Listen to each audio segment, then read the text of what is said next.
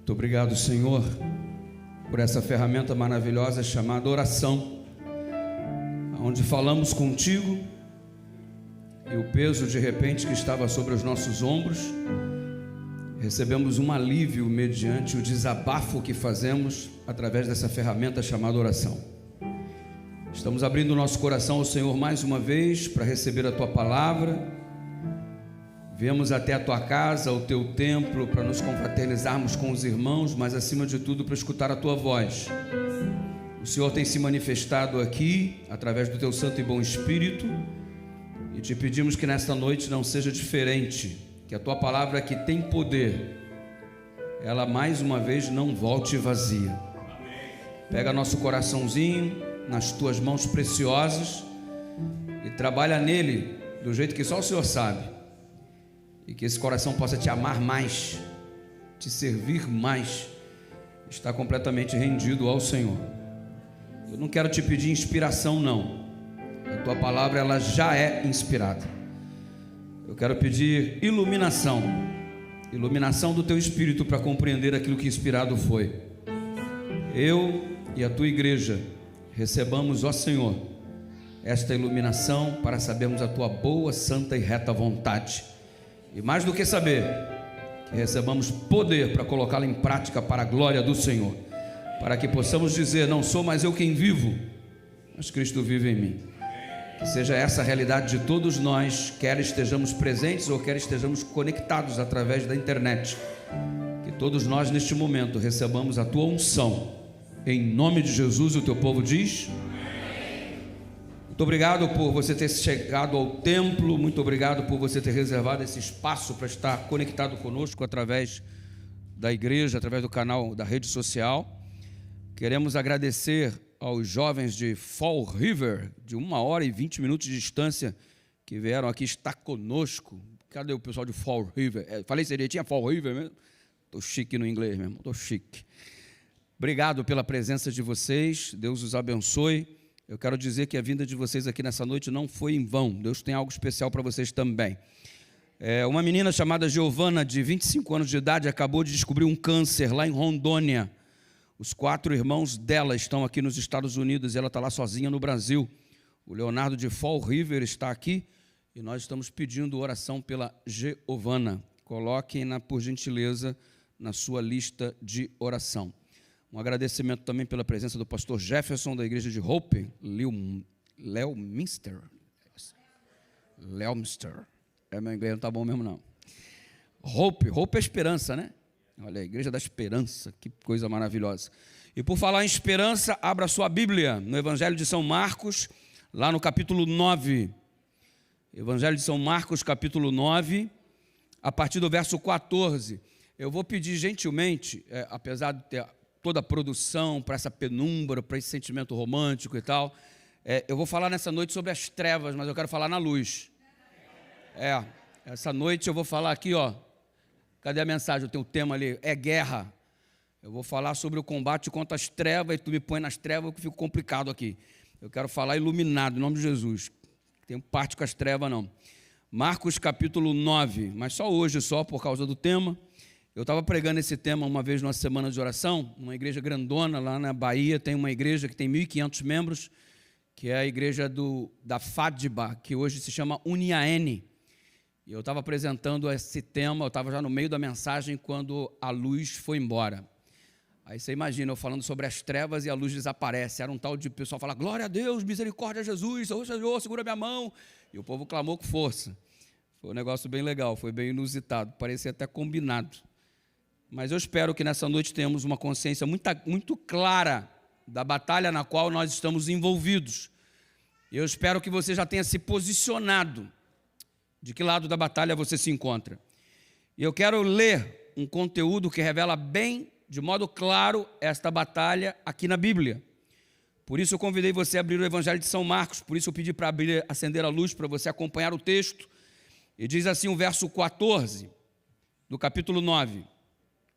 Quando eles se aproximaram dos outros discípulos, eles quem?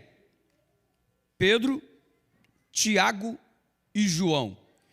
Quando eles, Pedro, Tiago e João, se aproximaram dos outros discípulos E onde é, pastor, que o Pedro, Tiago e João estavam para se aproximar dos outros 9 discípulos? Eles estavam com Jesus, segundo o contexto, no alto do Monte da Transfiguração. Pedro, Tiago e João no alto do Monte da Transfiguração com Jesus Cristo. E aí eles desceram do monte, é o que estabelece o contexto, e o verso 14 diz que quando eles se aproximaram dos outros discípulos, eles viram uma numerosa multidão ao redor deles, e os escribas discutindo com eles. Verso 15. Logo toda a multidão, ao ver Jesus, ficou surpresa, e correndo até ele, o saudava. Então Jesus perguntou: o que vocês estão discutindo com eles? E um do meio da multidão respondeu: mestre, eu trouxe até o Senhor o meu filho que está possuído por um demônio, e este, quando se apossa dele, lança-o por terra, e ele espuma, range os dentes e vai definhando. Eu pedi aos teus discípulos que expulsassem, mas eles não puderam. Então Jesus exclamou: ó geração incrédula, até quando estarei com vocês? Até quando terei de suportá-los? Tragam o menino até aqui. E eles o trouxeram, e quando ele viu, quando o espírito imundo, o demônio, viu Jesus, imediatamente agitou o menino com violência, e caindo ele por terra, revolvia-se espumando. Jesus perguntou ao pai do menino: há quanto tempo isso está acontecendo com ele? O pai respondeu: desde a infância, e muitas vezes o tem lançado no fogo e na água para o matar. Mas se o Senhor pode fazer alguma coisa, tem compaixão de nós e ajude-nos. Ao que Jesus respondeu: se eu posso, tudo é possível ao que crê. Imediatamente o pai do menino clamou: eu creio, ajuda-me na minha falta de fé. Vendo Jesus que muita gente estava se reunindo, repreendeu o demônio, dizendo-lhe: espírito mudo e surdo, eu ordeno a você, saia deste menino e nunca mais entre nele. E ele, gritando e agitando-o muito, saiu, deixando-o como se estivesse morto, ao ponto de muitos dizerem: morreu. Mas Jesus, tomando-o pela mão, o ergueu. Ele se levantou, e quando Jesus entrou em casa, os seus discípulos lhe perguntaram em particular: por que a gente não conseguiu expulsar o demônio? E Jesus respondeu: porque esse tipo de espírito só pode ser expulso por meio de oração e jejum. Oração e jejum. 2 temas fantásticos para nós trabalharmos, né? Oração e jejum. Mas vamos lá. Estabelecido está o contexto do capítulo 9. Pedro, Tiago e João estão com Jesus no alto do Monte da Transfiguração. Pedro está encantado. Se você ler o relato anterior, do capítulo anterior, você vai encontrar Pedro boquiaberto. Senhor, é bom demais estarmos aqui. Vamos fazer uma tenda, vamos morar aqui, daqui eu não saio, daqui ninguém me tira, eu quero ficar aqui diante da tua glória. E juntamente com Pedro, Tiago, João e Jesus, que estava resplandecendo, também apareceram Elias e Moisés. Elias representando todos aqueles que vão para o céu sem passar pela morte. Quando Jesus voltar, os vivos, salvos, são representados pelo grupo de Elias, aqueles que não enfrentam a morte e vão para o céu. Já o grupo de Moisés, que também se encontrava no Monte da Transfiguração, o grupo do Moisés são aqueles que enfrentarão a morte, aqueles que dormiram no Senhor, mas ressuscitarão para estarem com Deus no reino celestial. Ou seja, os 2 grupos representados ali no alto do Monte da Transfiguração. O Pedro ficou entusiasmadíssimo: e eu vou ficar aqui, eu quero ficar aqui, daqui eu não saio, daqui ninguém me tira. Aí Jesus virou e disse assim: vamos descer agora. Jesus sabia que lá embaixo a situação estava feia. Lá em cima, cenário de glória. Aqui embaixo, cenário de humilhação. Lá em cima, Deus se revelando. Aqui embaixo, o diabo se manifestando. Você percebe de modo claro a cena do grande conflito exibida aqui. Enquanto Deus quer expandir glória para os seus filhos, o diabo tenta escravizar e humilhar aqueles que estão se sucumbindo às suas iniciativas. Você percebe o grande conflito estampado de modo claro e evidente. E isso se torna mais fácil de ser compreendido no livro de Marcos. Sabe por quê? No evangelho de Mateus, no evangelho de Lucas e no evangelho de João, Jesus diz assim: vão e preguem o evangelho. Este é o ide de Jesus. Eu quero que vocês saiam e preguem o evangelho. Mas em Marcos, essa comissão, ela é diferente. Jesus não diz em Marcos, vá e pregue o evangelho. Ele diz com uma outra ênfase, vá, pregue o evangelho e expulsem os demônios. Marcos é o único que fala isso. Que Jesus pronunciou esta ordem. Preguem o evangelho e expulsem os demônios. Em Marcos, pregar o evangelho é colocar o diabo no lugar dele, debaixo dos pés de Jesus Cristo que esmaga a cabeça da serpente. O diabo não tem vitória colocada em seu currículo, ele só vai conhecer derrota pelo sangue de Jesus. Agora preguem o evangelho. E o que é pregar o evangelho? É colocar o diabo no lugar dele, no seu devido lugar, embaixo dos pés de Jesus Cristo que esmaga a cabeça da serpente. A pregação do evangelho, na ótica de Marcos, envolve submissão do reino das trevas, a não predominância do reino das trevas influenciando ou dominando a minha vida, mas eu plenamente dirigido pelo Espírito de Deus e o diabo longe de mim repreendido em nome de Jesus. A pregação do evangelho em Marcos tem este foco, tem esta direção, tem este sentido. Pastor, eu não gosto desse assunto não, esse assunto não é legal não curti não, é um assunto muito pesado para uma semana de oração jovem e tal, não sei o quê, mas é a mais pura realidade do grande conflito. Eu também não gosto do assunto, mas ele precisa ser tratado. E vou dizer uma coisa para vocês aqui, abrindo meu coração de fato, porque não pode ser diferente. Algumas coisas precisam ficar muito claras. Talvez você já tenha visto a imagem de alguém possesso por um espírito maligno.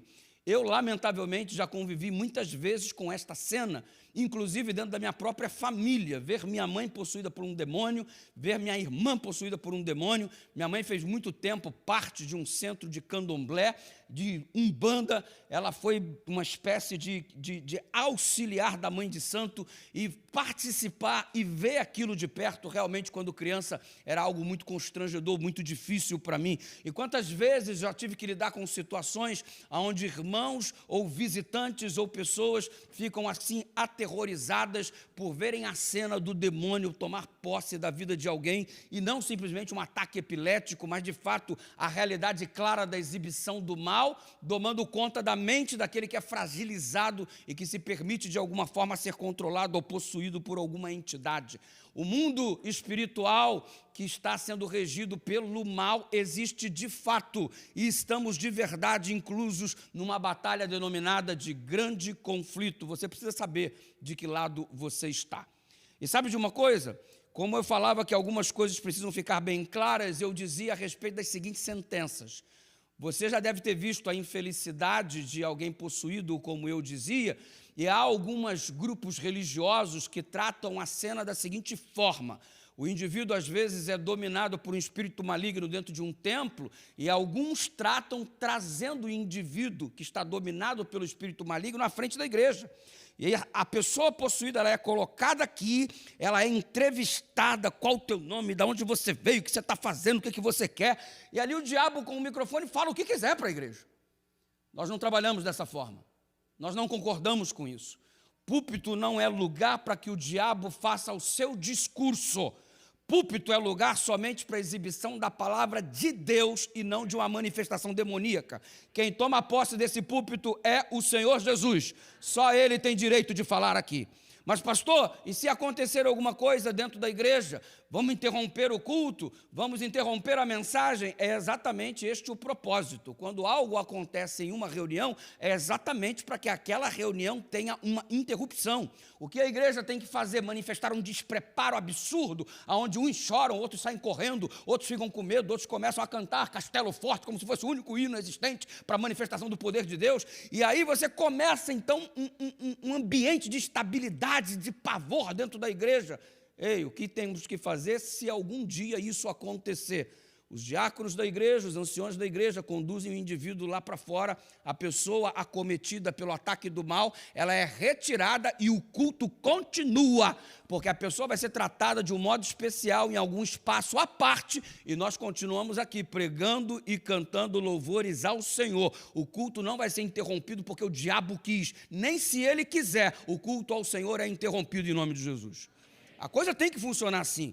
E sabe o que me aborrece? É alguns crentes que começam a ficar apavorados, exibindo seu completo despreparo e conhecimento do mundo espiritual e da batalha na qual estamos inseridos, e o indivíduo daqui a pouco começa a ficar apavorado, porque o diabo começa a contar algumas mentiras ou revelar algumas supostas verdades, ele de fato é o pai da mentira, e tu sai daqui apavorado. Eu vou sair daqui antes que ele fale meus podres, antes que ele comece a contar o que está acontecendo comigo, e tu vai correndo para a tua casa, e movido por um pavor, tu fala assim: cara, eu tenho que mudar de vida, ó. Eu tenho que mudar de vida. Eu tenho que ser diferente. O negócio pegou mesmo. O negócio é ruim mesmo. Eu vou mudar de vida, eu vou mudar de vida, eu vou mudar de vida, vou parar com isso, vou parar com isso, vou parar com isso. Sabe o que eu acho cômico nisso? É que Deus está falando contigo através da palavra, Deus está falando contigo através do louvor, Deus está falando contigo todo dia, o tempo todo, all the time. Mas, no dia que o diabo se manifesta, você resolve mudar de vida. O que move você a mudar de vida? A manifestação do diabo ou a ação do Espírito de Deus? Porque Deus está falando contigo um tempão, tu não quer mudar de vida? No dia que o diabo ameaça você, aí rapidinho você quer mudar de vida? Ei, o que deve reger a nossa mudança de vida não é a ação demoníaca. O que deve reger a ação da nossa vida é a direção do Espírito. Então, cola com Deus, Ele está falando contigo, agora é a hora de mudar de vida. Cola com Jesus, Ele está falando com você, agora é a hora de repensar o seu comportamento, suas escolhas, como você está regendo a sua juventude. Ei, Deus está falando com você todo dia, todo tempo, usando pessoas, usando mensageiros, usando cantores. Ele está querendo alcançar, e se hoje ouvirdes a sua voz, não endureçais o vosso coração. Que lado que você está, meu filho? E sabe de uma coisa? O cenário da batalha, ele é atordoante. E eu recebi uma vez uma menina que no final do culto falou assim: pastor, por favor, ora comigo, que o diabo está acabando comigo. Eu falei assim: como é que é essa história aí? Pastor, o diabo está acabando comigo. Eu acho que fizeram macumba para mim. Macumba para você? Me conta essa história. Pastor, meu casamento está acabando, meus filhos estão rebeldes, afastados da igreja, todo mundo ir para o mundo das drogas, com más companhias. A minha vida financeira está destruída, eu estou endividado até o pescoço. É o devorador que está devorando a minha família. Fizeram macumba para mim. Ora por mim. Eu virei para ela e falei assim: vou orar por tu não, irmã. Ela: como é que é? Vou orar não. Minha situação é pior que você. Ela: por quê, pastor? Fizeram macumba para tu também? Eu falei: não, exatamente por isso. Porque você está dizendo que fizeram macumba, o diabo recebeu alguma coisa de alguém para te prejudicar. E pior sou eu, que ele não recebeu nada de ninguém, quer me prejudicar do mesmo jeito. A mim ele quer prejudicar a troco de nada. Pelo menos, para te prejudicar, ele recebeu um salário. Então, minha situação é pior que a tua. Então, faz o seguinte: você ora por mim, não eu oro por você. Mas, na verdade, eu falei isso para ela, não é porque eu não queria orar por ela, claro que eu orei por ela, mas só para ela ter ciência que podem ter feito a magia qualquer, a macumba qualquer, o diabo pode ter recebido o que quiser das pessoas, ele não depende disso, porque a obra dele já é matar, roubar e destruir, já é levar-nos ao estado de perdição. Ele não precisa receber nada de ninguém para atacar você. Se ele recebe, paciência, mas mesmo que não receba, ele anda em derredor, bramando como leão, buscando a quem possa devorar. E eu estou deixando isso claro, não é para você ficar com medo, mas é para você ter a certeza que, tendo a companhia de Jesus, você pode chegar à seguinte consciência: se Deus é por nós, quem será contra nós? Ele é nosso refúgio e fortaleza, socorro bem presente na tribulação. E ainda que você ande pelo vale da sombra da morte, você não vai temer coisa alguma, porque Ele está contigo, irmão. 1000 cairão ao teu lado, 10.000 à tua direita, você não vai ser atingido. Você precisa ter consciência de que maior é o que está em nós do que o que está no mundo. Consciência clara, que se você tem ao Deus do seu lado, você não precisa temer o inimigo. Ah, fizeram macumba para mim. Se Deus é por nós, quem será contra nós, irmã? Não importa o que tenham feito com você, o sangue de Jesus tem poder. A coisa tem que ser clara. E sabe de uma coisa? Em uma outra ocasião, quando eu apresentava essa mensagem, alguém me aborda e me diz assim: ah, pastor, o diabo está acabando comigo. Mais uma vítima. Está acabando contigo por quê, irmã? Ah, pastor, minha namorada está grávida. E o que o diabo tem a ver com isso, mano? Tua namorada está grávida de quantos meses? Está com 2 meses, pastor, estão tentando esconder ainda, estão morrendo de vergonha, vamos ser removidos da igreja, pastor, nossa vida está um caos, é o diabo, é o diabo. Eu falei: não, filho. Foi o diabo que... Ou você tomou um chifre do capeta. Porque o diabo não tem nada a ver com isso não, irmão. Na moral, o diabo não tem nada a ver com isso não. Eu acho que você tem que assumir uma responsabilidade diante de Deus e mudar a tua atitude.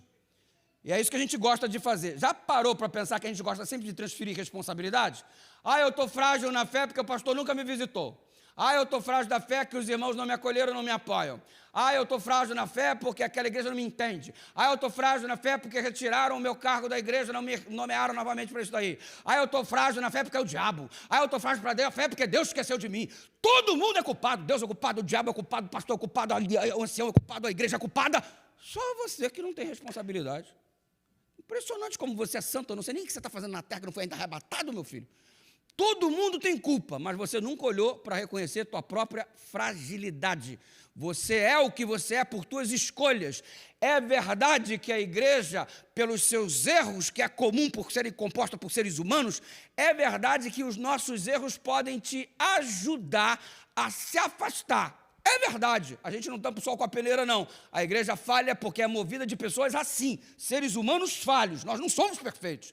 Mas você acreditar a tua mazela a pessoas sem assumir a tua responsabilidade, vou dizer para você, você não está fraco porque não é o pastor que te visita, você não está fraco não é porque a igreja não te acolheu direito, você não está fraco porque você não lê a Bíblia, porque você não ora, você não tem um estado de comunhão, porque se você está agarrado com Cristo, mesmo que a igreja vacile, você não se afasta de Deus, você não está aqui por causa de pessoas, você está aqui por causa do Deus de Israel, que passa a ser o seu Deus também. Aí você usar uma bengala para apoiar a tua fragilidade, colocando esta bengala como sendo responsabilidade alheia, é por isso que tua vida não muda, porque você está sempre procurando um culpado e nunca assume sua responsabilidade. Sabe quando a gente vai alcançar um verdadeiro crescimento espiritual? Quando eu assumir a minha responsabilidade diante de Deus. Eu sou responsável, a escolha é minha, a decisão foi eu que tomei. Posso ter sido influenciado? Sim, mas a palavra final sempre me pertence, portanto a responsabilidade final é minha e sempre será. E note, no cenário do grande conflito, o diabo anda ao derredor bramando como leão, buscando a quem possa devorar, verdade, mas ele só ocupa os espaços que você permite. Ele nunca entra num lugar onde não foi aberta uma brecha, ele adentra nos locais aonde você deixou aberto para que ele pudesse fazer passagem. É por isso que o conselho de Jesus é tão frequente. Vigia, vigia. Vigiar é guardar as entradas da alma. Aquilo que você vê, aquilo que você escuta, aquilo que você toca. Você precisa guardar a entrada da tua alma, aquilo que você fala. Se você só fala palavras de ordem de destruição, de depreciação, é uma porta aberta para o maligno fazer a obra na sua vida. Se você só visualiza coisas que não edificam, é uma porta aberta para o maligno fazer uma obra na sua vida. Se você só escuta coisa que não presta, é uma porta aberta para o maligno fazer a obra de destruição na sua vida. Ele trabalha em cima dos espaços que você concede. O que você é responsabilidade das suas escolhas. Isso precisa ficar claro. Pastor, o senhor está sendo muito duro, eu vou embora domingo, não tem problema. Ei, isso tem que ficar claro no cenário do grande conflito, e a coisa não é brincadeira. Eu conheci um homem com o mesmo nome que eu, Eduardo, e eu quero apresentar essa foto aqui para você, essa primeira foto. Deixa eu dar um negócio aqui, ver se sai. Vê aí, mano, se dá para colocar. Eu quero te contar a história desse jovem que eu conheci, o meu xará. Esse homem, ele começou no candomblé aos 11 anos de idade. Eduardo, o nome dele. Desde então, ele já se envolvia em rituais com 11 anos de idade. A mãe o abandonou e o deixou no candomblé para que o candomblé o criasse. Ela rejeitou o filho e o entregou à religião. E ele, a partir dos 11 anos de idade, abandonado ali, foi acolhido pelo candomblé e foi orientado pela mãe de santo e, posteriormente, passou a ser orientado pelos próprios espíritos. Aos 13 anos de idade, ele já conversava com os espíritos. E, aos 13 anos de idade, ele já havia se tornado sacerdote de uma casa de Exu. 13 anos de idade, sacerdote. Você percebe ele já na fase adulta, e aí é a sua roupagem típica do sacerdote, aí todo o processo que ele se envolvia, e gente do país inteiro indo atrás dele na cidade de Manaus, aonde ele fazia seus rituais, fazia os seus trabalhos, que começou desde a tenra idade. Ele cresceu nesse ambiente, e mesmo crescendo nesse ambiente, ele conheceu uma mulher que posteriormente veio se tornar sua esposa, com ela teve um filho, mas ele sempre manteve a esposa e o filho afastado do ambiente, porque ele dizia para a esposa e para o filho: aquilo não é lugar para você e o nosso filho estarem, nunca estejam lá. O cara era sacerdote de um lugar onde ele disse que a mulher e o filho nunca deveriam pisar. Olha que coisa intrigante, no mínimo. O filho dele tinha um amigo, e esse amigo do filho dele o convidou para uma brincadeira com videogames, mas na verdade era só um pretexto, que os jovens da igreja estavam convidando outros amigos não adventistas para jogar videogame, e eles iam para jogar videogame, começavam a brincar ali com o videogame, depois o videogame era encerrado, a palavra era aberta, um pequeno grupo era realizado. E lá neste pequeno grupo, que este jovem, filho do sacerdote Eduardo, começou a participar, ele foi convidado para fazer parte do Clube dos Desbravadores. Ele se encantou pelo Clube dos Desbravadores. E já faziam 3 meses que ele estava frequentando a Igreja Adventista do Sétimo Dia.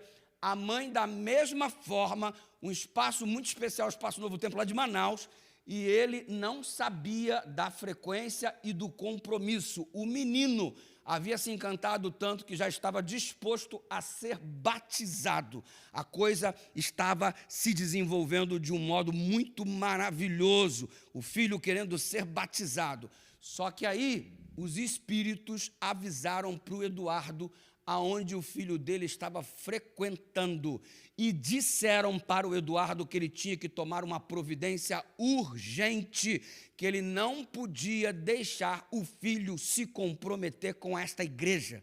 Resultado, ele foi convocado para uma guerra espiritual.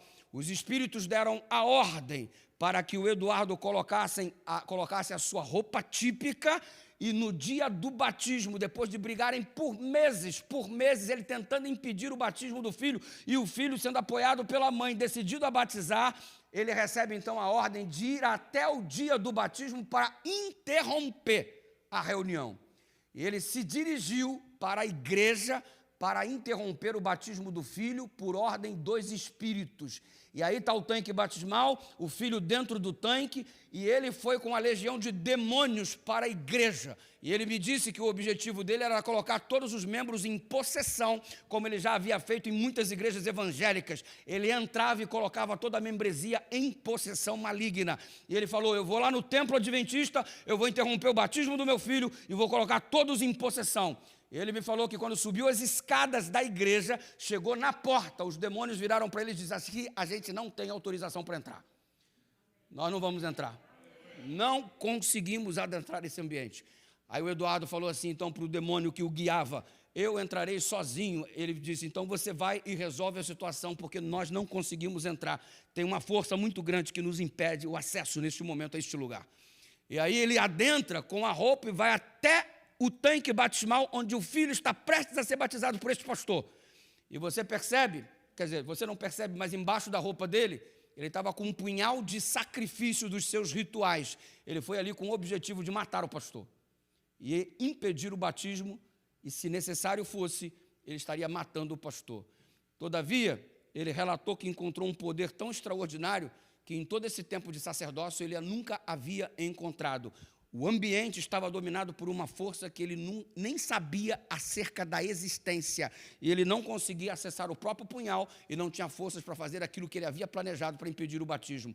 O resultado é que o filho olhou para ele, quando ele se aproximou do tanque batismal, e o filho disse para ele: pai, eu estou muito surpreso com você estar presente aqui. Que bom que eu sou feio. Eu respeito a sua religião e quero dizer que amo muito o Senhor. Obrigado por sua presença. E o Eduardo ficou ali parado, sem conseguir fazer absolutamente nada, porque, segundo ele, havia um poder extraordinário naquele ambiente que o impedira de fazer todas as coisas. Você crê que esse poder está aqui nessa noite à sua disposição? Você crê que você está diante do Senhor, que os anjos guardam essas portas e que aqui é um pedacinho do céu na terra? Porque congregamos aqui em nome de Jesus, e ele falou: onde 2 ou 3 estiverem reunidos em meu nome, ali eu estarei. Ele está aqui, quem crê nisso, diga amém. O Eduardo sentiu isso. E ele saiu dali frustrado por não conseguir fazer os seus desígnios. E os demônios, então, o orientaram. Então, vamos mudar a estratégia. Você precisa matar a sua família. Você precisa matar sua esposa e você precisa sacrificar o seu filho. Ele disse para os demônios: eu não vou matar nem a minha mulher e nem os meus filhos. Então você precisa abandoná-los, disse o demônio para ele. Precisa largar sua família. E ele obedeceu, sem dar explicações, largou a esposa, largou o filho, arrumou as coisas, saiu de casa logo após o batismo do filho e foi em direção a 5 cidades que eram as opções dadas pelos espíritos. E ele disse que tinha 5 destinos. E quando chegou no porto em Manaus para pegar a embarcação para uma daquelas 5 cidades, ele não tinha passagem para nenhum daqueles lugares. Então ele conseguiu achar uma passagem somente para uma outra cidade. E ele lembrou que nessa outra cidade ele tinha um tio que não via há 23 anos. O nome da cidade, Quari. Ele pegou a embarcação para Quari, foi parar na casa do tio que não o visitava há 23 anos. E ele que estava distante da família, porque a família havia se tornado adventista. E ele chegou na casa do tio, que não o via há 23 anos, e quando chegou lá, a única coisa que o tio sabia falar era de Bíblia. O tio também, servo de Deus. E toma-lhe Bíblia todo dia, toma-lhe Bíblia. Aí o tio virou para ele e falou assim: você sabia que Jesus expulsava demônios? E o Eduardo também. Eu expulso e eu coloco. Eu também faço isso. Aí o tio continuava insistindo todo dia com Bíblia, até que o tio, uma vez, em um desses dias que insistia com a palavra, apresentou a história de Jó e tudo que o diabo havia feito na família de Jó, destruído a família de Jó, e é isso que ele está fazendo com a sua vida. Ele está destruindo a sua família enquanto você tenta servi-lo. E aí ele ficou tocado pela palavra do tio e percebeu que ele havia abandonado a esposa, que ele havia abandonado o filho por causa de Satanás, tal qual Satanás destruiu a família do Jó, agora estava tentando destruir a dele também. E ele, tocado por aquela palavra, se levantou e tomou uma decisão: vou voltar para casa, vou voltar para minha mulher, vou voltar para o meu filho, vou reconstituir a minha família e o diabo não vai destruir o meu lar. Ele voltou para casa com esse propósito e começou a fazer estudos bíblicos com a Igreja Adventista do Sétimo Dia. Foram 11 meses e 10 dias com os demônios aparecendo para ele todos os dias, para que ele desistisse da sua investida. Todos os dias. Ele marcou a data do batismo depois de 11 meses e 10 dias e entrou em 56 horas de jejum antes da cerimônia batismal. Na hora que ele desceu às águas e levantou-se das águas, todos os demônios que ele tinha visibilidade, nunca mais ele os enxergou. Eles desapareceram depois que ele desceu às águas e se ergueu em nome do Pai, do Filho e do Espírito Santo. Hoje, ele é um ativo líder da Igreja Adventista, entrou para o Clube de Desbravadores, que salvou a sua esposa, que foi instrumento de salvação para os seus filhos. Aquele ali é o filho. Eu tive a alegria de levar o Eduardo no Campuri, da União Leste Brasileira, onde nós tínhamos 23 mil desbravadores. Pude contar o testemunho dele, pude apresentá-lo. Fizemos uma semana de oração. O Serginho estava com a gente na semana de oração. Nós apresentamos o Eduardo, ele veio de Manaus para estar presente ao vivo na nossa semana de oração. E foi um momento assim muito especial. Ele vive somente em função da pregação da palavra. Ele era sacerdote que espalhou o reino das trevas, levando tanta gente à perdição, e ele decidiu tornar-se alguém que vive em função do evangelho. Ele comprou um megafone, colocou um aparelho de som no seu carro, e ele roda o dia inteiro anunciando a tríplice mensagem angélica, pregando em praça, visitando hospital, visitando asilo, visitando delegacia, visitando centros de macumba. E o centro que ele era dono, o lugar foi cedido por ele. E no lugar onde havia o centro de macumba dirigido por ele, hoje é uma Igreja Adventista do Sétimo Dia. Pelo trabalho dele, ele já batizou 40 pessoas em nome de Jesus. Você tem que escolher o lado, meu filho. Nós estamos num grande conflito. É uma guerra que está estabelecida do bem contra o mal. Deus está agindo na vida daquele que permite. Você precisa se posicionar. De que lado você está? De que exército você faz parte? Nós estamos em guerra. Os teus olhos não conseguem contemplar por um ato de misericórdia da parte de Deus, porque se nós víssemos as batalhas travadas entre os demônios e os anjos, nós não teríamos paz. Deus minimizou nossa capacidade de enxergar o mundo espiritual, desde que o pecado entrou na terra, para a gente conseguir dormir. Caso contrário, você não teria um minuto de paz se tivesse possibilidade de vislumbrar o que acontece ao nosso redor. Então é um ato de misericórdia da parte de Deus minimizar a nossa capacidade de enxergar essas coisas. Você não vê anjo, aí você reclama, mas graças a Deus, porque você não tendo a capacidade de ver anjo, você também não tem a capacidade de ver demônio. E isso facilita a sua vida, porque já imaginou como é que você ia dormir sabendo que tem um demônio do teu lado? Como é que você ia dormir sabendo que tem uma batalha dentro da tua casa, ao teu redor, no teu ambiente de trabalho, na escola que você frequenta? Deus quer que você tenha paz, mas Ele não quer que você se esqueça de que você está no meio de uma grande batalha, mas a vitória é nossa em nome de Jesus. Você percebe o cenário do grande conflito neste texto que nós lemos, que nós estudamos. E eu quero que você entenda que os discípulos receberam uma ordem de Cristo. Fiquem aqui orando, os 9. Eu, disse Jesus, Pedro, Tiago e João, vamos no alto do monte da transfiguração. Fiquem aqui orando. Jesus disse isso. Os discípulos não ficaram orando. Ficaram fazendo o quê? Não, dormindo lá no Getsemane, você está na história errada. Eles ficaram batendo boca, discutindo entre si. Observe o que Ellen White diz a respeito do texto. Eles ficaram chateados, porque Jesus levou só Pedro, Tiago e João. Eu fico imaginando a discussão. Ai, que panelinha é essa do Jesus, hein? Tudo é Pedro, Tiago e João. Sábado à noite sai para comer pizza, Pedro, Tiago e João. Vai ver um filme legal, só junta Pedro, Tiago e João. Vai passear no shopping, só leva Pedro, Tiago e João. Vai comprar o iPhone 17, só dá para Pedro, Tiago e João. Panela. O que o Pedro, Tiago e João fazem ou possuem que nós não fazemos ou não possuímos? Eles ficaram indignados, chateados, reclamando o tempo todo que Pedro, Tiago e João eram os queridinhos de Jesus. Eles tinham que ficar orando. Ficaram fofocando. Aí encontraram com o diabo, tomando posse de um jovem. O jovem era jogado no fogo, o corpo todo queimado. O jovem era jogado na água, corpo todo molhado, rilhava os dentes espumando, uma cena drástica, trágica, horrorosa. Aí os discípulos foram orar e não tiveram poder para expulsar o maligno. Deus disse que tinha que ficar orando. Eles ficaram fofocando. Aí encontra com o diabo, não expulsa. Sabe por quê? Deus não dá poder para fofoqueiro. Tá ligado? Se sua vida é abrir a boca para depreciar as pessoas, ficar comentando da vida das pessoas, que fulano faz ou deixa de fazer, vai ou deixa de ir, a roupa é o tamanho dela, ele vai cuidar da tua roupa, irmão. Vai cuidar da sua vida. E se você está incomodado com o erro de algum irmão, quantas vezes você já orou por esse irmão antes de falar com ele? Aí tu cria uma vida de contexto, de construção, de contínua fofoca. No dia que tu precisa do poder de Deus, tu não tem, porque Deus não dá poder para fofoqueiro. Os discípulos receberam uma grande lição na vida. E o resultado é, Senhor, por que a gente não conseguiu expulsar? Porque você tinha que ficar orando, e aí vai ficar orando, ficou fofocando. Esse espírito só é vencido com oração. Se tu orasse o tanto quanto tu fofoca, tu nem estaria mais nessa terra, já devia ser trasladado, irmão. É impressionante o quanto a gente se dedica para lidar com a vida alheia e o quão pouco a gente se dedica para viver uma vida de comunhão.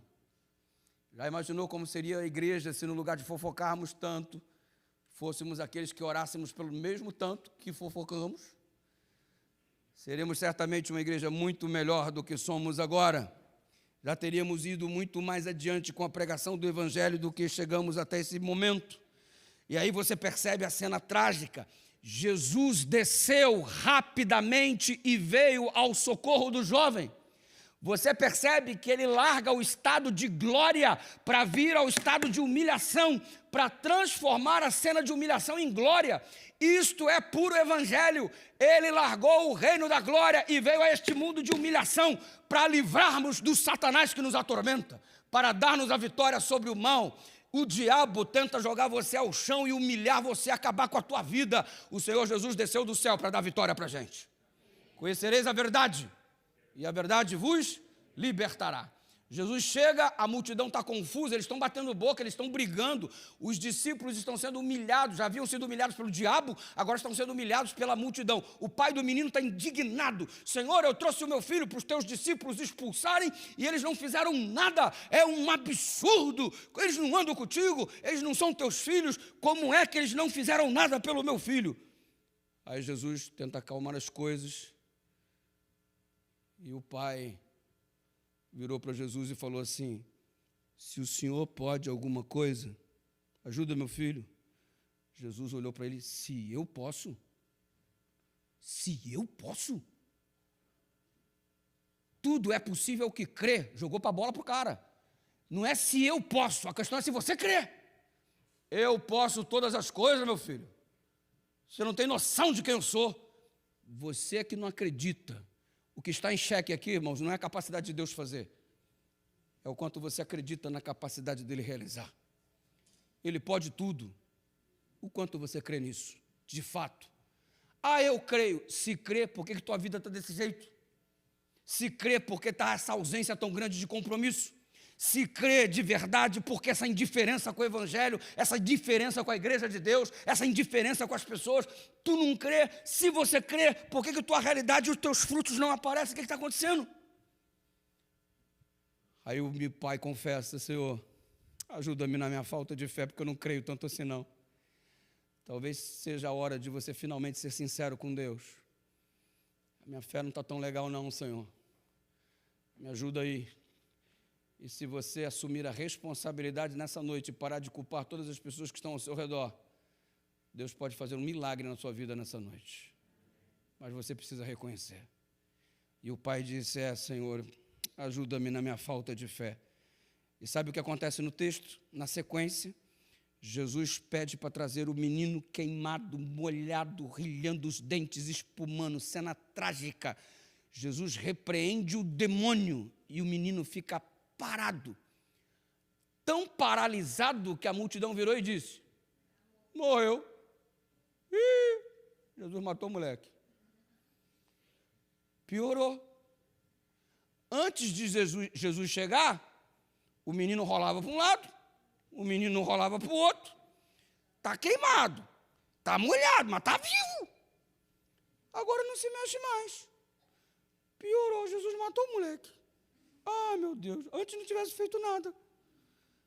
Já teve a impressão que depois que Jesus chega as coisas pioram? Já teve essa impressão? Você aceitou Jesus na sua vida, os seus amigos de copo e de garrafa sumiram, você perdeu todas as suas amizades. Aceitou Jesus, o teu relacionamento acabou. Aceitou Jesus, você perdeu o emprego por causa do sábado. Aceitou Jesus, você virou objeto de chacota na família e perseguição.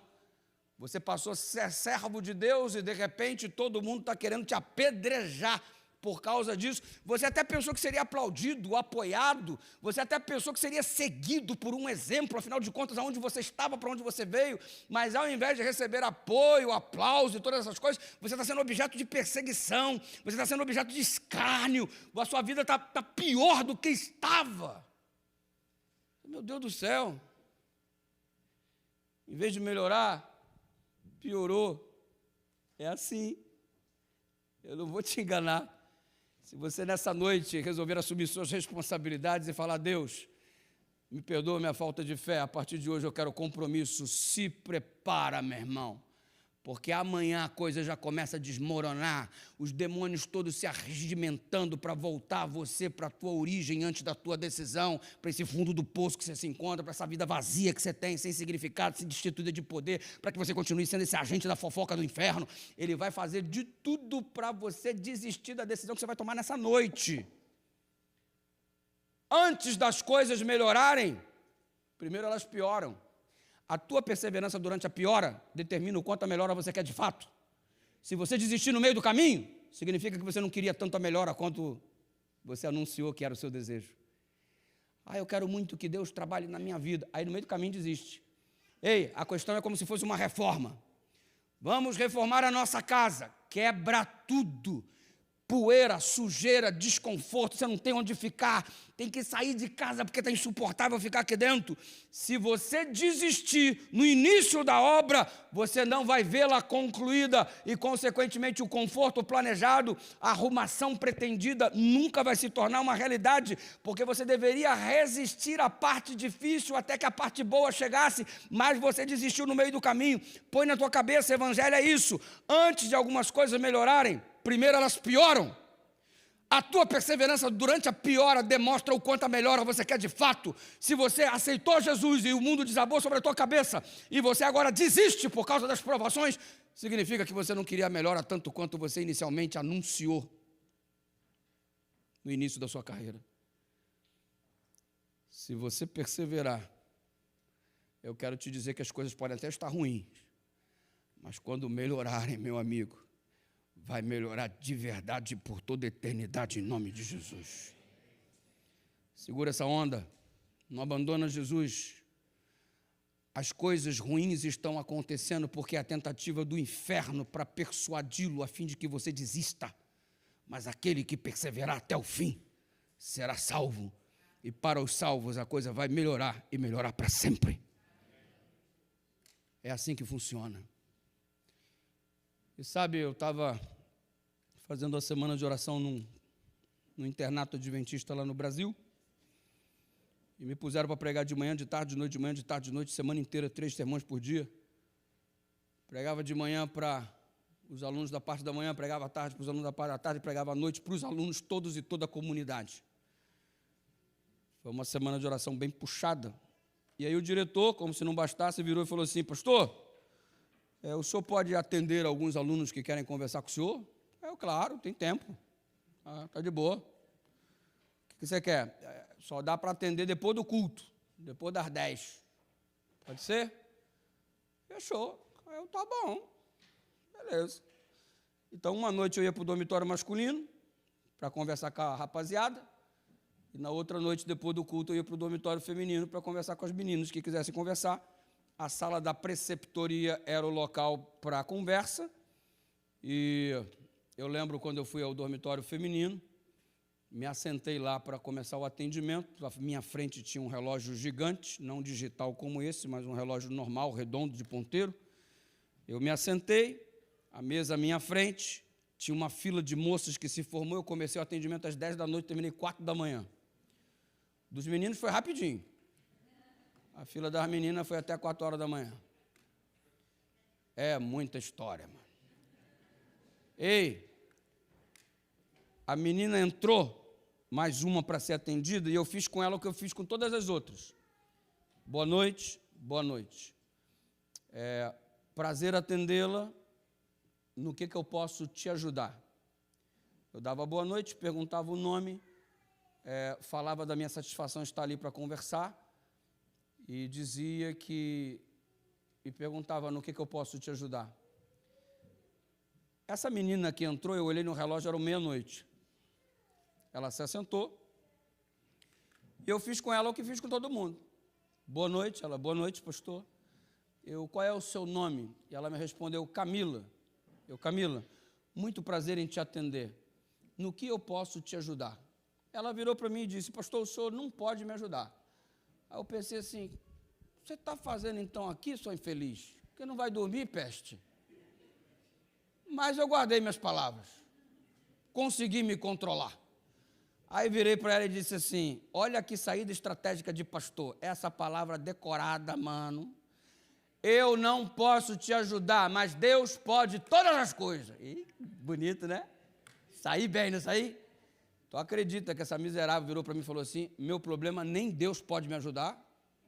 Eu falei, aí não. Eu não te ajudar é uma coisa, mas Deus não pode te ajudar? Que problema que você tem que nem Deus pode te ajudar? Essa guria colocou as 2 mãos sobre a mesa, se inclinou na minha direção, arregalou os olhos e falou assim, eu sou uma bruxa. Meia-noite, mano. Para piorar a situação, não me bate um vento na janela. Pai! Eu levantei, peguei a Bíblia grandona e fiquei aqui. Vem para tu ver, vem! Te dou uma blibrada que tu vai ver só. Satanás. Ei, Ela, calma, pastor. Eu falei, tô calmo. Eu estava com sono, nem sono tenho mais. Que papo é esse aí que tu é bruxo aí? Pega a vassoura, sai voando por aí, atazanando a vida dos outros. Ela, calma, pastor. Eu falei, tô calmo. Que história é essa de bruxo aí? Que história é essa de bruxo? E eu em pé com a Bíblia aqui, ó. Que história é essa de bruxa? Aí a Camila falou assim, pastor, é o seguinte, eu entreguei a minha vida ao diabo. Eu sou filha de Satanás. E pastor, eu falei, por que você fez isso? Os meus pais são evangélicos, pastor. Só que eles não davam a mínima para mim. E embora fossem evangélicos, a religião não era vivida dentro de casa. Eles brigavam o tempo todo, o inferno. E eles estavam falando em separação, eu via eles brigando e falando em separação e nunca me chamaram para conversar. Nunca pensaram em mim. Minha mãe não falava nada a respeito, meu pai da mesma forma, e eu só via o inferno dentro de casa. Falei, isso aí é servo de Deus? Aí, pastor, eu falei assim, cara, eu tenho que fazer alguma coisa para chamar a atenção dos meus pais, porque não é possível, eles só pensam neles e em nenhum momento pensam em mim. Eu tenho que fazer um negócio para chamar a atenção. Coisa típica de adolescente, né? Tem que fazer um negócio para alguém notar que eu existo. Aí ela tinha uma amiga, que deve ter vindo direto das profundezas do inferno, eu não sei como é que isso é chamado de amiga. A amiga falou assim, ó, eu dei um conselho para você. Tu quer chatear teus pais? Frequenta onde eu frequento. Eu sou da seita Wicca. Eu frequento a igreja de Satanás.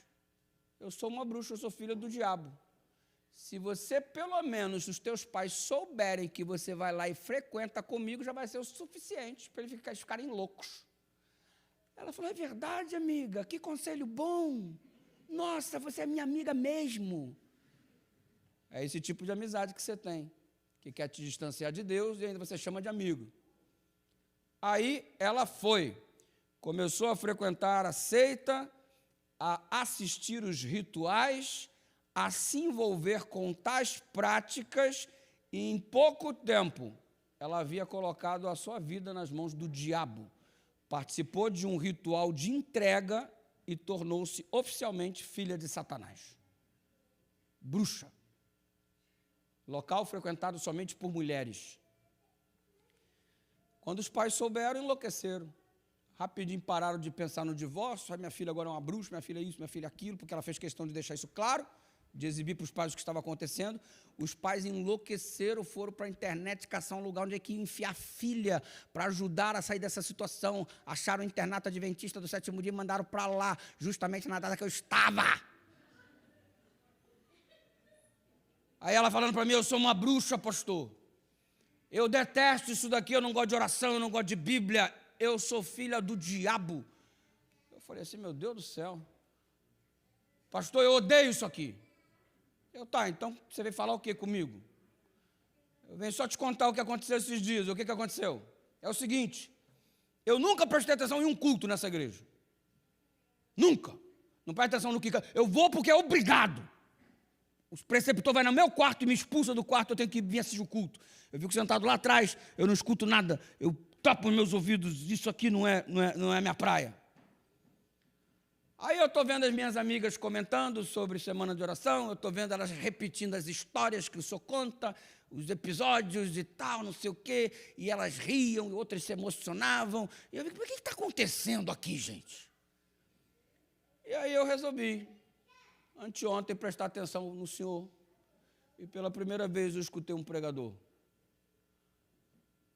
Aí o senhor falou, eu ouvi anteontem, eu ouvi ontem, e ontem eu ouvi de manhã, ontem eu ouvi de tarde, ontem eu ouvi de noite, hoje de novo eu ouvi de manhã, de tarde, de noite. Eu falei assim, eu vou falar com esse cara. E eu vim aqui falar com o senhor. E só para te fazer uma pergunta. O senhor acha que tem jeito de eu deixar de ser quem eu sou? O que eu falei? O que eu falei? Sim ou não?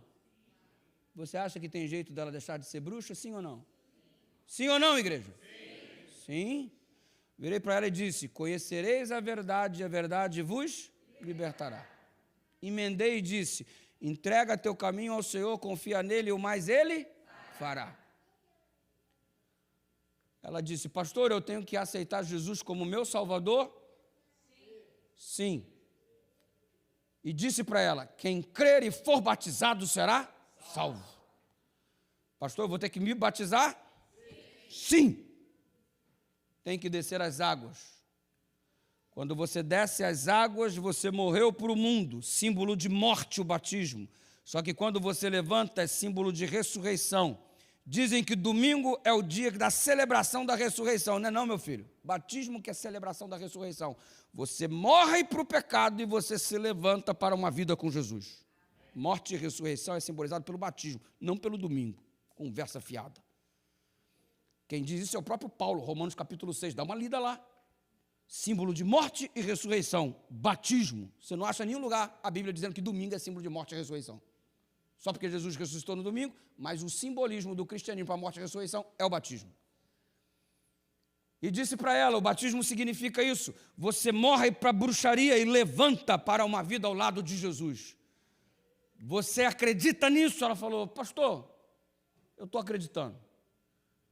Então eu falei, eu quero batizar você. Ela falou, eu aceito.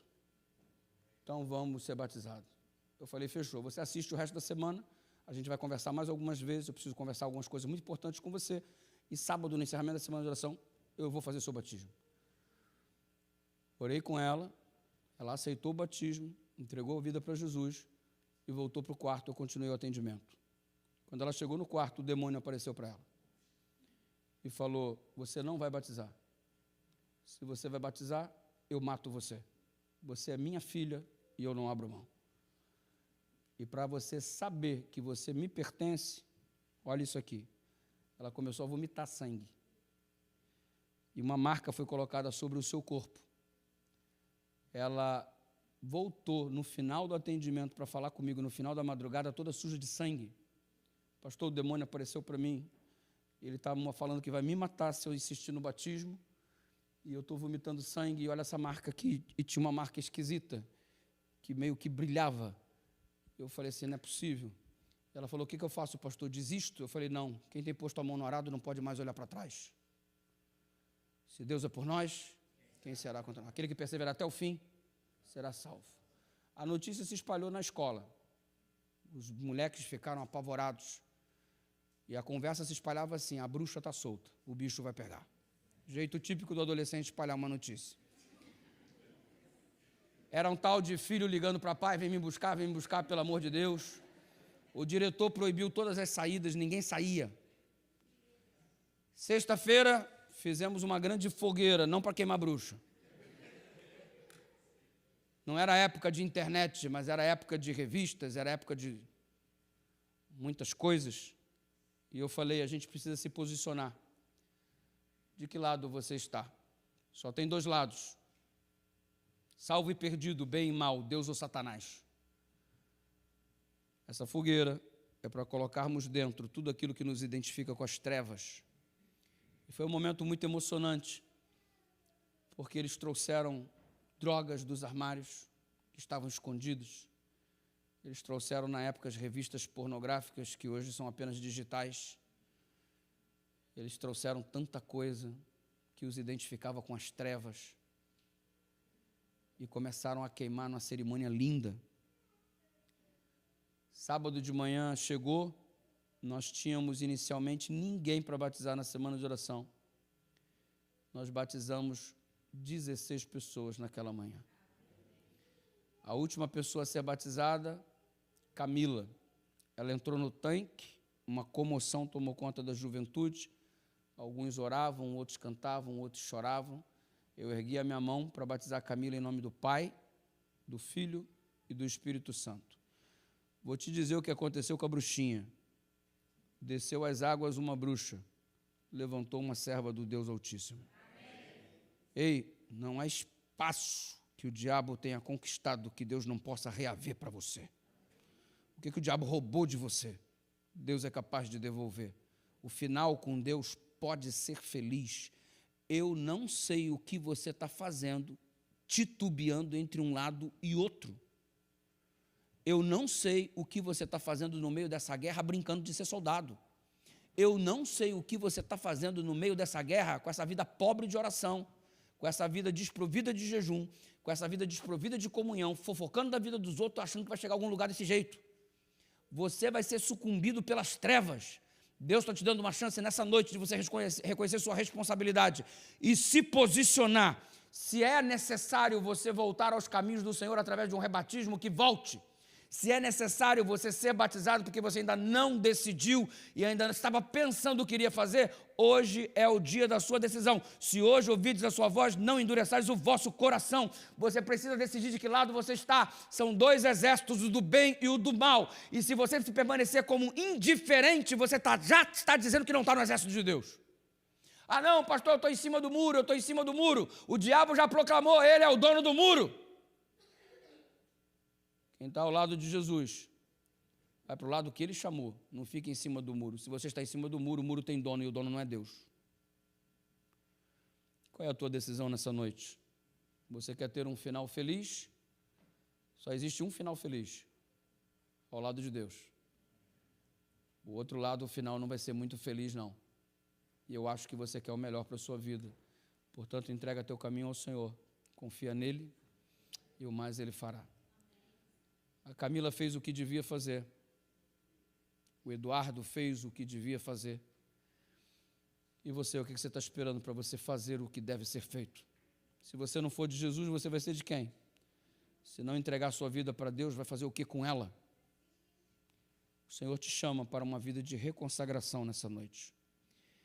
E eu quero direcionar o encerramento nesta hora na seguinte perspectiva.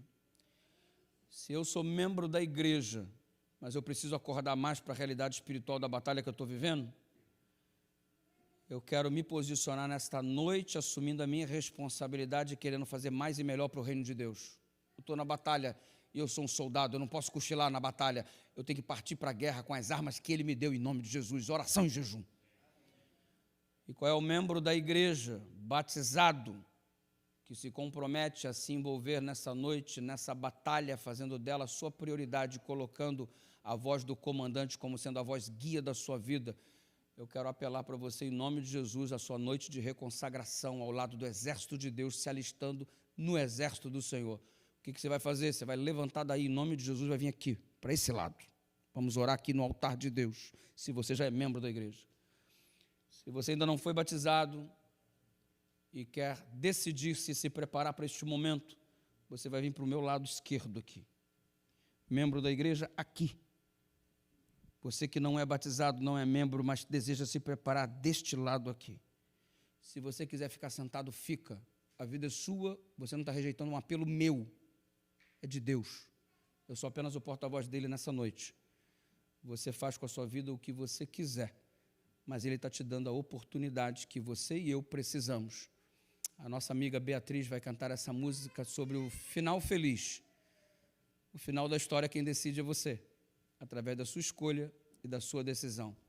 Membro da igreja, para reconsagrar a sua vida e parar de viver responsabilizando os outros e responsabilizar-se a si mesmo. Compromisso total a partir de hoje, aqui. Você que ainda não é batizado, deste lado, eu acho que você não deveria esperar muito tempo não, só levanta e vem em nome de Jesus.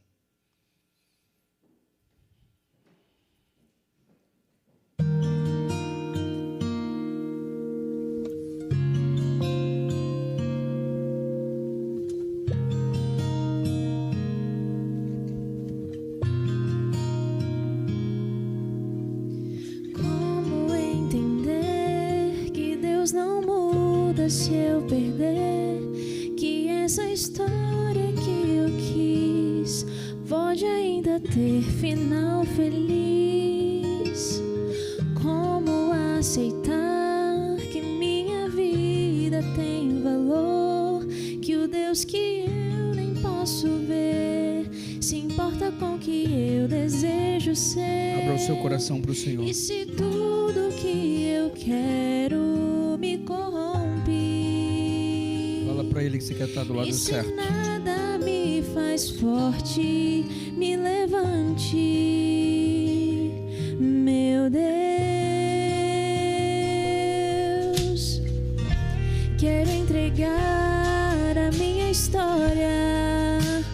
as páginas em branco. Vem ser, ó Deus, meu escritor.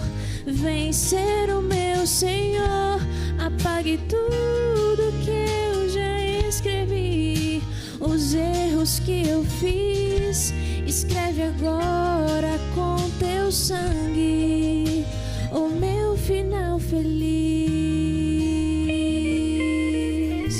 Pastor Walter já chegou aqui. Pastor Sérgio também está vindo. Venha cá, Sérgio, acolher as novas ovelhas. É o final feliz. Que eu sou à espera de um escritor, juntando versos tão vazios, formando uma história de amor. Não quero mais, Senhor, ser personagem e autor. Quero deixar-me escrever cada palavra tua, quero ser. Porque tudo que eu quero me corrompe. Porque nada me faz forte, me levante. Meu Deus, quero entregar a minha história, as páginas em branco. Vem ser, ó Deus, meu escritor. Vem ser o meu Senhor. Apague tudo que eu já escrevi, os erros que eu fiz. Escreve agora com teu sangue o meu final feliz, para que o mundo leia o teu amor em mim e em poesia possam ver o teu amor sem fim. Quero entregar a minha história, as páginas em branco. Vem ser, ó Deus, meu escritor. Vem ser o meu Senhor. Apague tudo que eu já escrevi, os erros que eu fiz. Escreve agora com teu sangue o meu final feliz.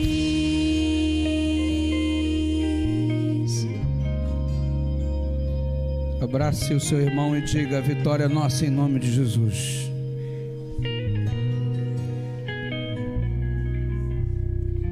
Parabéns pela sua decisão, parabéns por se alistar no exército do Senhor. Lembre-se que as coisas, antes de melhorar, primeiro elas, mas a nossa perseverança durante a piora demonstra o quanto a melhora a gente quer de fato, e quando melhorar, vai melhorar para sempre. Creia nisso, em nome do Senhor. Vamos orar. Parabéns pelas preciosas vidas que vieram aqui nesse meu lado esquerdo.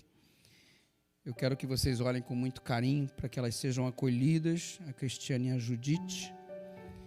Vamos orar por elas. Pode até piorar alguma coisa, mas não desiste não, tá? Em nome de Jesus. A igreja estará orando por vocês, amém? Fazemos parte do mesmo exército. E, gente, o que a gente não pode é atirar um contra o outro. Como é que você faz parte de um exército onde você atira no seu próprio soldado? Que exército é esse? Por isso que eu queria que você orasse comigo nesse momento, abraçando esse seu irmão que está do seu lado. Coloca a mão no ombro dele. Nós somos soldados do mesmo exército. Fala para ele: nós somos soldados do mesmo exército. Eu não sei se menina é soldada. Acho que não, é soldado mesmo, né? Assuma sua responsabilidade e você vai crescer diante de Deus. E você vai ser um soldado de valor. Você vai terminar dizendo: combati o bom combate, completei a carreira, guardei a fé. A coroa vai estar te esperando em nome de Jesus. Vamos orar. Senhor, é guerra. Estamos em batalha. Às vezes nos esquecemos disso e vivemos a vida como se o mundo espiritual não existisse ao nosso redor. E nós estamos sendo alvos dos dardos inflamados do maligno. Pai querido, nós já entendemos que as coisas antes de melhorar às vezes pioram, mas ajuda-nos a manter firmes, haja o que houver, e não largarmos da tua mão jamais. Teu povo nessa noite comparece à tua casa. Alguns estão se posicionando de modo online lá nas respectivas residências, e todos nós nesta noite estamos novamente nos realistando no exército do Senhor. Reconhecemos o Senhor como nosso comandante, rejeitamos o comando do maligno e dizemos que na nossa vida só o Senhor é rei. Aceita a nossa entrega, por favor, perdoa o nosso vacilo, a nossa negligência, nossa ausência de comprometimento, nossa desqualificação para selecionar o que é prioridade de verdade. Faz a tua obra na nossa vida. E se o diabo conquistou já algum espaço na vida e no coração de alguém aqui, que seja retomado nesta noite em nome de Jesus. Não há espaço que ele tenha conquistado que não possa ser retomado pelo teu poder. A tua ordem foi pregar o evangelho e expulsar os demônios. Nós tomamos, através desse posicionamento nesta noite, a iniciativa de segurar tão forte na sua mão, que o diabo seja expulso da nossa vida por todo o espaço que ele já conquistou. O Senhor é o nosso Rei, o nosso Senhor, somos teus. E obrigado por essa noite, que é uma noite de libertação, mediante o teu poder, mediante a tua graça. Obrigado pela certeza da vitória. E obrigado porque se o Senhor é por nós, ninguém mais consegue ser contra nós. Nos entregamos nas tuas mãos, o fazemos em nome de Jesus. E o teu povo diz: abraça teu irmão, você faz parte do exército de Deus, diga para ele.